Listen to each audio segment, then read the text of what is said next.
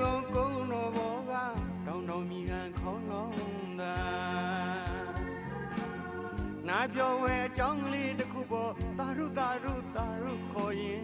အမှတ်မထင်လေးလာကြည့်တော့ယောဂီအောင်ဝတ်စုံကလေးနဲ့ကျွန်တော်သိတဲ့အေးကြီးမရဲ့သူပြုသမျှတွေအမျှဝေနေဟန်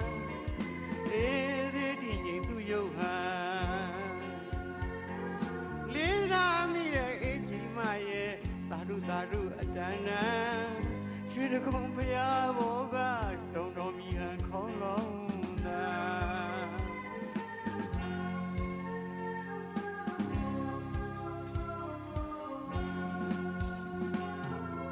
အချိန်ကတော့အေးကြီးမရဲ့သူ့ဘဝသူ့အကြောင်းသူ့ကြိုးသူဖန်အဆမတန်ရုန်းကန်လှူရှားတနာစရာအေးကြီးမဟန်မြင်းနေရလမ်းဆိုင်လက်ခံဘဝတစ်ခုလုံးပြေဖြစ်နေတာ